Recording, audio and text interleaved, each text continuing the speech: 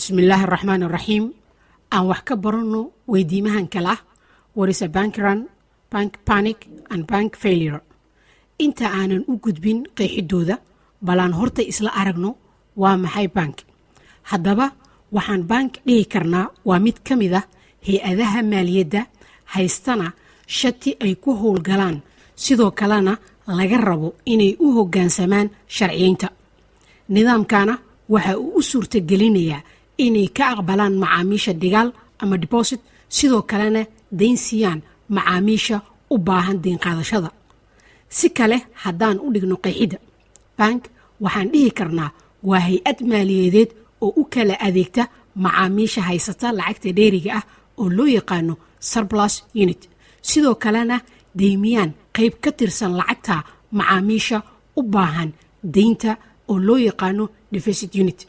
aanu imaano inaan wax yar iftiimino mid ka mid ah qaabka ay shaqada u qabtaan oo ah macaamiisha marka laga qabto deposit bangiga waxa ay meel dhigaan qayb yar oo ka mid ah dhigaalka inta kalena badi waxaa loo bixiyaa dayn ahaan.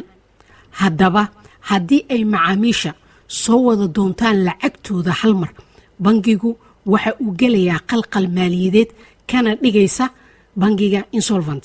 haddaan intaa isla fahanay balaan isla aragno erebixinta ugu horeysa ee bank run waa marka macaamiil fara badan ay ka soo doontaan lacagtooda bangiga kadib markii ay kalsoonidii ay ku qabeen bangiga ay dhuntay cabsina ay ka qabaan in bangiga dhowaan uu lacag weyn doono. haddii aanan la xallin dhibka ah bank run oo soo wajahay hal bangi oo keli ah waxaa imaanaysa qaybta labaad ee loo yaqaano bank panic. waana marka dhibkii haystay hal bangi uu ku baaho bangiyada kale oo macaamiil fara badan ay lacagtoodii ka soo doontaan bangiyada kadib markii ay kalsoonidii ay ku qabeen bangiyada ay dhuntay macaamiishuna aanay awood u lahayn inay kala saaraan bangiga dhibka soo gaaray iyo kan kale. waxaa laga yaabaa inaan isweydiino waa maxay farqiga lagu kala saari karo bank run iyo bank panic.